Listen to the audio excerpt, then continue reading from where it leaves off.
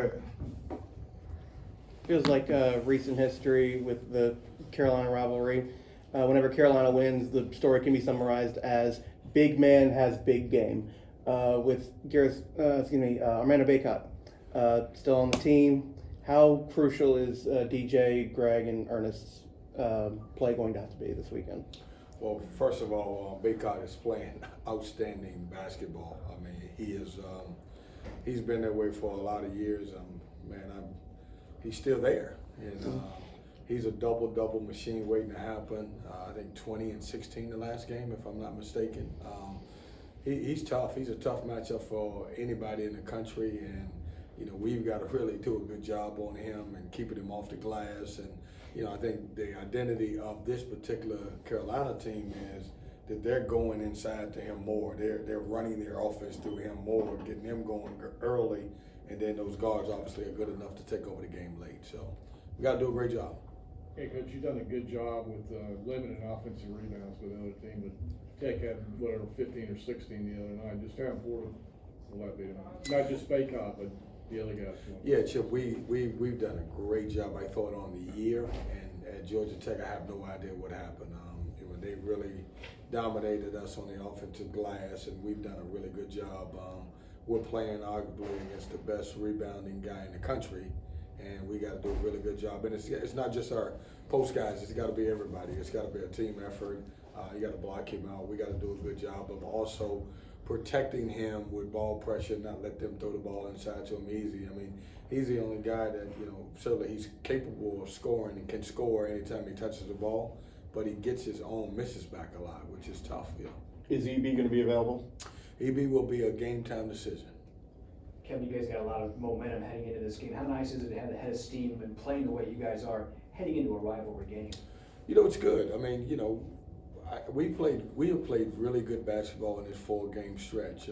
I think ever since Clemson game, we've had a wake-up call, and I think we've become a very defensive-minded team. Sure, we can score the basketball, but I think we've done all of the little things, and I've had a lot of guys who are stepped up and played their roles and done a great job of it. But we just got to continue to get better. I like where our team's at now. I like how hard we're working. I like the growth that I've seen in this team. Have the guys had a little extra step in practice leading up to this? I know it's the next game, but it is a little bit more than the next game. We'll have an extra step. Our extra step was after Clemson. We just wasn't tough enough, and we worked every game to get better. And these games it's so much quick turnaround now. You got to stay focused and try to stay in a routine as much as you can.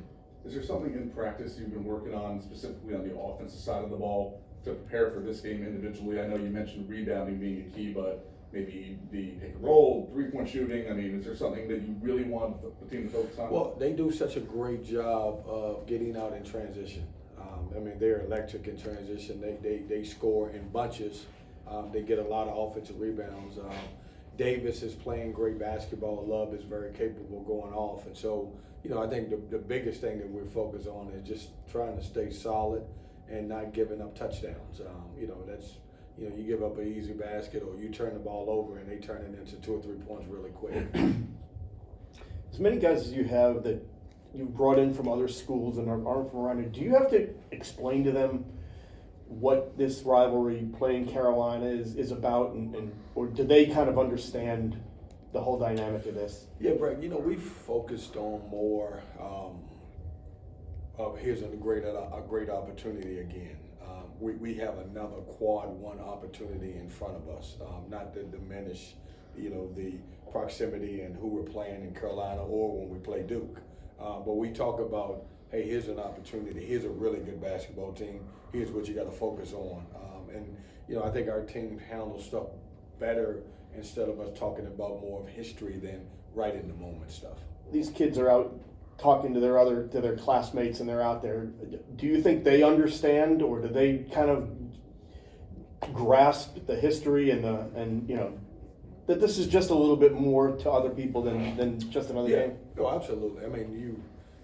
We're so close, and we got good programs close by you, and you get a chance to play them, and you're all in the ACC, and you compete in the ACC, and the history of the traditions and everything else. Of course, they know. They listen, they talk.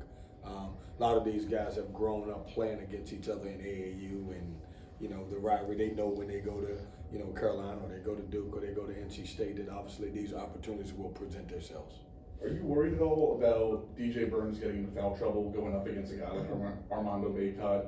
Have you told him anything? Just, hey, kind of play a little safer, or what's necessary? I worry about DJ Burns getting there foul trouble against everybody. And I'm not saying that. I do. Without Dusan and obviously EB's situation, it's even more you worry about it, because obviously you could be limited in the front court. But every game we go into, I'm saying, hey, stay out of foul trouble. Do a good job of staying out of foul trouble. So yeah, am I worried? Yes, but that's not atypical of what's going on.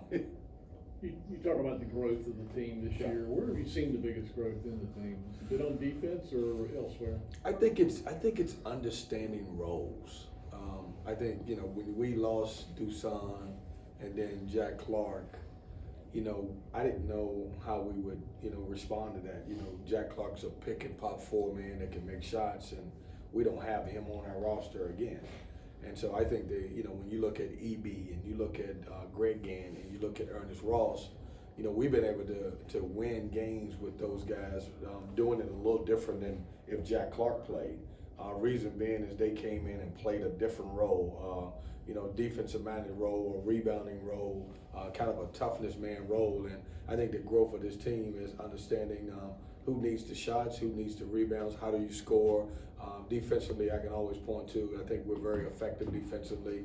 In our 4-game winning streaks, I think 3 of those games we were really good defensively. One of them against Miami, I didn't. I just think we scored more than they did. Slightly off topic, Mike Brey, the Notre Dame has announced he's going to be stepping down after the season is over. Do you have any kind of fun memories or stories of him and your relationship with him and his tenure at Notre Dame? Well, I don't have time to give you the memories of Mike Brey. You see that all the time. What I would say about him is he's genuine. He's been great for our league. When I was assistant at Louisville, we were both in the Big East. I do remember, I don't know if it was 4 or 5 overtime game that we had against those guys, and we were all over there pissed off because it was going overtime, and Mike Brey was jumping up and down, excited about it, and what a great pioneer for our sport. We're missing another great, not just a great coach in general, but the ACC is going to lose another great coach. But I'm excited for him that he's being able to go out his way and to enjoy the rest of what's ever in front of him. Coach, you mentioned guys stepping up into their roles, but then you've had guys that have had to deal with adversity. How helpful have they been in staying involved and keeping your team to reach the success they've had? You said guys like Dusan. We've been able to, so far in our season, handle distractions well, and typically you don't get that. I think some of that is the maturity of our guys, with what's going on, and even guys like Dusan, even though he's out, they're still giving to the team. He's in practice and his voice is loud, and having an older point guard in Jarkel Joyner, I think sometimes we don't talk about him enough. But I think his leadership on and off the court, and being able to be that big brother beside Taquavion has really helped him a lot. I think all of that stuff has paid off, and just having some maturity when at times in college basketball you can be really young. I think having some guys who are a little bit older makes a big difference in some adversity that you may go through. You mentioned Jarkel. The other day, Steve Forbes was talking about Tyree Appleby and how he noticed how the other kids were gravitating toward him right away and knew he was going to be a leader. Did you kind of see that with Jarkel, or how long did it take for that to happen? I think you guys have had a chance to talk to him. He's a tremendous personality. He's a great old, good country guy. I think it started off when we were in Bahamas and we were out, and he jumped out there with his socks on. I think you knew at that point this guy was a little bit different than what we're used to. But a great personality. He's got the biggest heart I've ever seen. He cares for people. And I think that's one of the reasons why our guys really like him. Great personality. Very seldom do you get a guy who can lead on the court and off the court. I think he's one of those guys, because everybody gravitates to him. But on the court, he leads by example by how hard he plays. He should get a lot of credit for the defense we play because he's at the point of attack all the time on the defensive end. DJ's minutes are pretty high right now. Is he holding up pretty well? I'm trying to get him down to 16. I can't figure it out. The way he scored, trying to get him down to 16? 16 minutes is what I want. Yes. You know, it was so different when we went to Georgia Tech. I'm telling you, I had combinations out there that we had never played before, that we never had in practice, and we practiced playing Casey a little bit as a fourth guard, as a kind of that combo forward, if you may. But DJ is really more effective if we can get him 25 or less minutes, maybe 27. But if you ask him, he thinks he can play 40. So what difference does it make? That's the only thing he and I disagree on. We agree on a lot of things. He thinks he can play 40. I think he's better at 25, maybe 27 on a good night.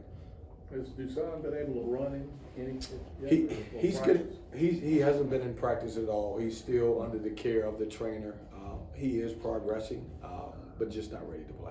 Has he gotten on his feet yet, or running in He's on his feet. Okay. Yeah, I don't know how much running, Chip, but he's on his feet. Yeah, he's walking around. Okay. Yeah. He's walking around. He's not walking running around. Not running around. And Jack Clark is still just indefinite. Yeah, Jack's indefinite. Jack is one of those situations where it could be 3 days, it could be 2 weeks. It's anytime you deal with the groin or hamstring. It doesn't take but one bad movement to set you back a little bit. Just there are those type of injuries kind of bother you a little bit. So maybe we'll start it on Saturday or tomorrow. Maybe we will. Yeah. How would you assess LJ's progression thus far, and what are you trying to look from him in order to take the next step in that progression, other than just obviously game experience? Yeah, I love the fact that LJ is starting to get better and more comfortable. It's really tough as a freshman to be able to play in the ACC or college basketball. I think he's making some big strides. One of the things that is tough for freshmen is getting out on the floor and not blowing defense assignments. But he's had some great minutes for us. In the last 4 games, we've been able to develop our bench a little bit more, with Ernest and, sometimes Greg, and then now LJ. And hopefully, we can continue to get him better. And we want to see a little bit more and continue to work to help try to get Brey on a little bit more minutes, because as we go down the stretch, I would like to have a few more subs for both T and Jarkel. Thanks, Coach. I got it. See you Thanks, tomorrow. Kevin.